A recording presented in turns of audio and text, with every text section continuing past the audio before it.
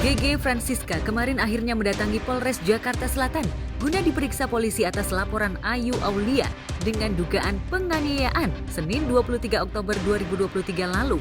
GG dilaporkan Ayu karena telah menganiayanya. Namun kepada juru warta, GG membantah semua tudingan Ayu Aulia. Kalau untuk laporan itu kita belum tahu. Ya. Karena selama ini belum ada surat panggilan. Kalau kita kan normatif aja ya.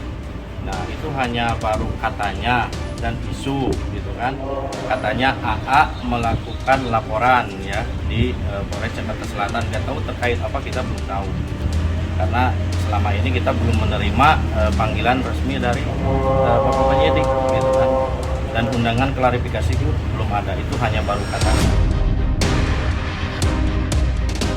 Di tanggal 16 September waktu itu saya dan suami saya janjian mau nge-gym bareng. Terus saya sudah tahu ada dugaan perselingkuhan dengan saudari AA. Jadi saya minta penjelasannya, tapi beliau tidak mau menjelaskan. Akhirnya terjadilah percekcokan di dalam mobil dan terjadi penganiayaan. Tadi sih katanya sih 23 pertanyaan. Kesaksian setelah terjadinya KDRT di dalam rumah. Di depan polisi, GG diperiksa sekitar 39 pertanyaan ihwal pertemuannya di sebuah rumah makan hingga menyebabkan aksi perkelahian. Perkaranya dipicu oleh kecemburuan GG karena sang suami diduga GG telah menjalin hubungan spesial dengan sahabatnya itu. GG bahkan menemukan bukti chat mesra sang suami dengan sahabatnya itu. Kesal dengan ulah Ayu, GG pun sempat menemui Ayu untuk mengklarifikasi.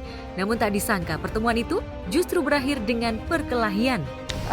Ada bukti beberapa Foto-foto memar. Ya, foto-foto memar dan sama kan kemarin beliau bilang nikah sirih ya, sama bukti-bukti dari Ini adalah bukti ya, foto-foto memar.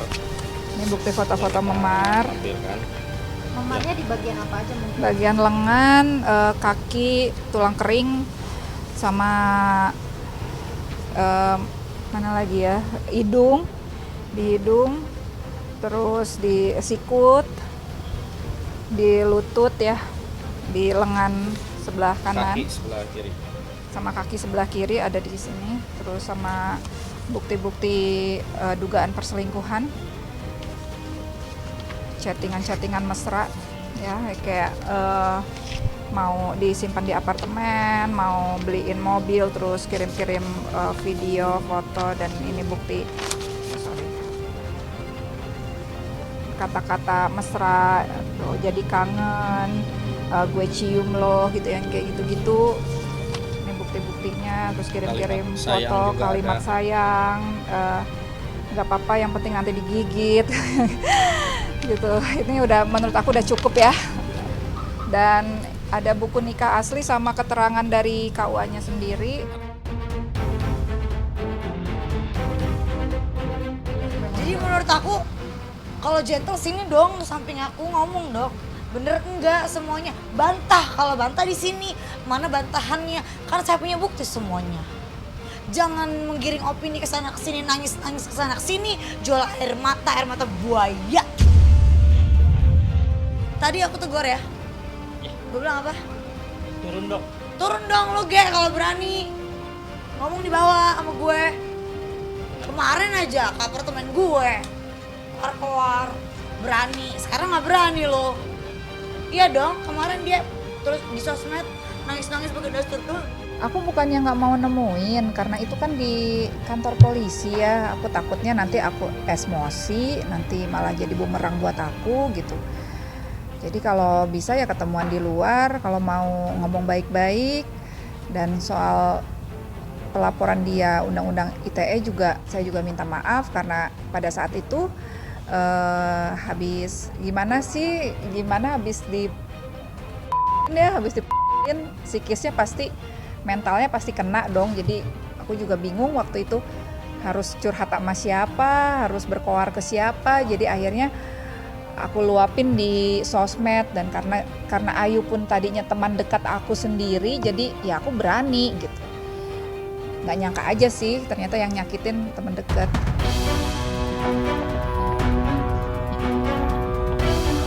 Pasca insiden itu, Ayu Aulia rupanya melaporkan GG dengan tudingan penganiayaan, sementara GG menepis semua tudingan sahabatnya itu.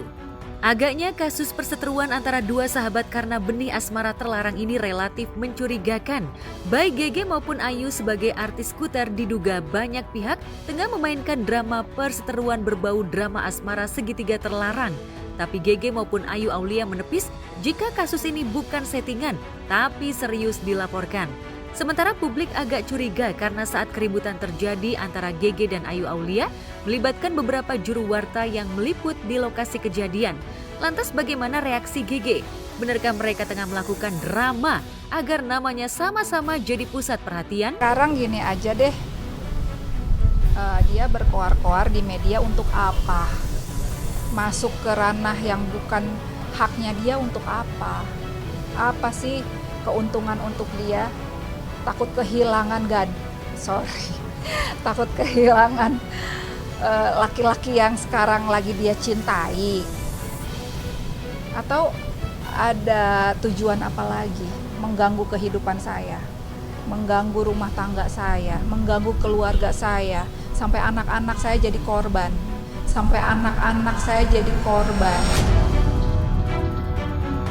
Nggak ada persiapan, kita santai aja emang karena kita bener aja sih. Orang bener mah kita mah ya cuek aja gitu, karena emang bukannya gue nggak takut hukum ya, gue karena taat hukum jadi gue amat sangat kooperatif. Kalau dibilang gue panggung, mohon maaf, ada yang kenal GG Francisca? Jangan geleng-geleng, iya atau enggak? Enggak. Dia kenal Ayu Aulia. Karena kalian tahu kan dari awal saya berusaha untuk menghindari media, ya kan? Karena apa? Karena saya nggak mau melebar kemana-mana. Saya ingin fokuskan ya gimana caranya ini rumah tangga saya membaik. Saya nggak mau ada pihak luar yang mencampuri urusan rumah tangga saya. Makanya saya berapa kali menghindari awak media. Saya bukan artis yang pansos. Saya tidak memaafkan. Saya akan tetap lanjut hukum. Karena saya mengedukasi orang-orang untuk lakukanlah sosial media dengan bijaksana. Tidak menggiring opini, tidak menebar kebencian. Dia memberikan bukti si M ya, Meli yaitu mantan manajer saya. Mungkin bukti tambahan gitu. Ini kasus yang berbeda? Enggak, dia kasus KDRT yang dia sama mantan suaminya itu, atau suaminya atau whatever kok, and I don't care about it. Nah, tadi tampak berapi-api sekali. Ya karena saya tidak bersalah, Mas. Kenapa saya dibilang begitu?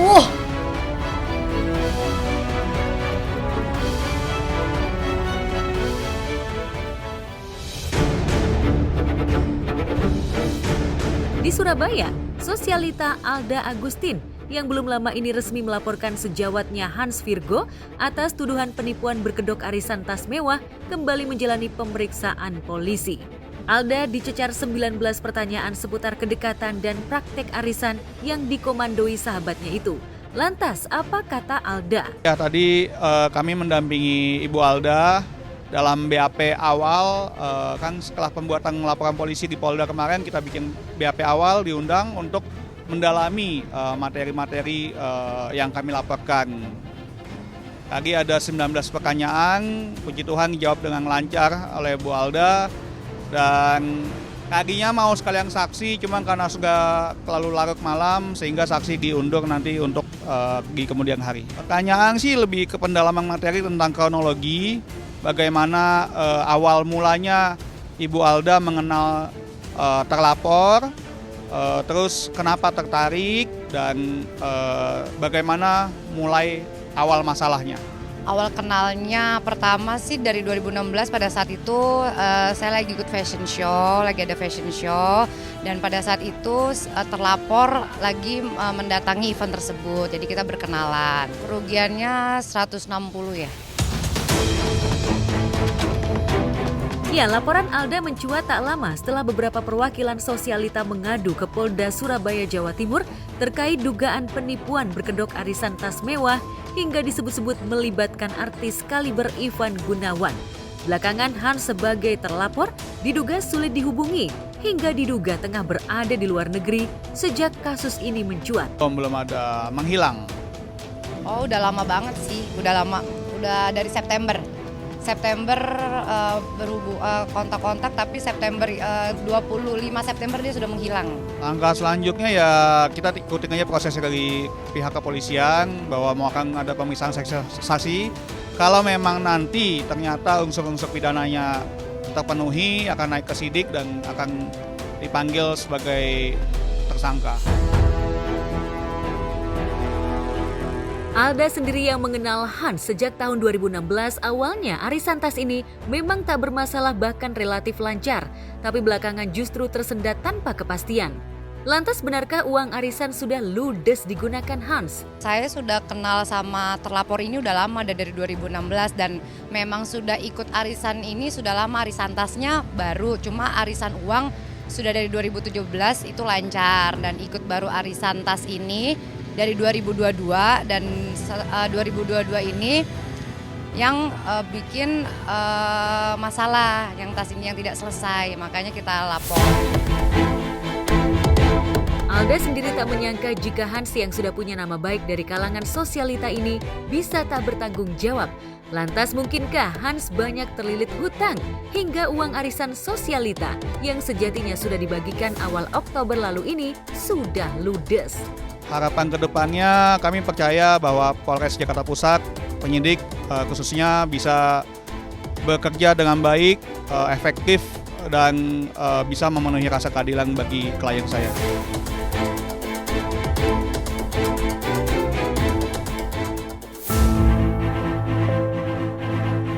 Selain kisah gigit jari para anggota arisan sosialita yang nasib investasinya terancam raib, di jagat maya juga viral sebuah video berisi sikap tak terpuji seorang penjaga keamanan di kawasan Taman Mini Indonesia Indah alias TMII.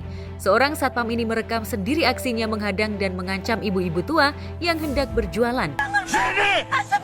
Sini! Ini punya saya! Mau disetor, Kamu berjanji?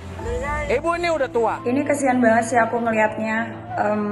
Harusnya ya satpam itu tuh, atau siapapun lah, apapun jabatannya, apapun pekerjaannya, kalau memang ada pedagang yang masuk ke area yang nggak boleh berjualan, ya udah kan bisa diomongin baik-baik, nggak usah sosokan ngusirnya kayak gitu.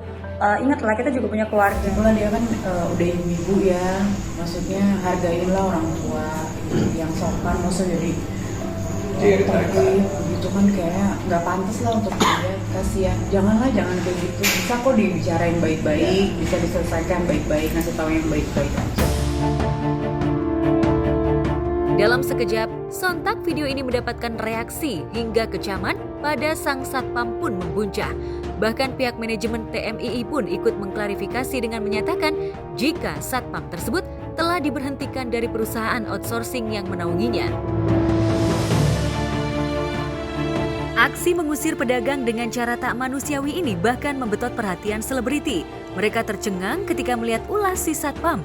Usai viral marahi ibu pedagang asongan, satpam TMII yang diketahui bernama Aan ini pun meminta maaf. Tapi sayang, hujatan dan kecaman terlanjur deras menyerang karena tindakannya menertibkan pedagang di wilayah TMII dinilai berlebihan. Saya Aan,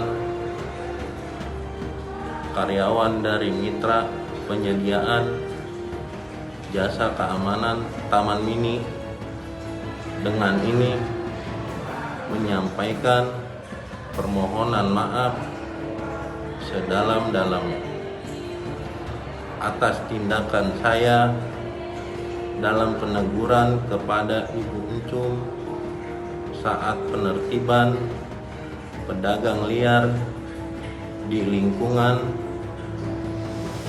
atas tindakan saya mengakibatkan kegaduhan dan membuat citra Taman Mini menjadi buruk.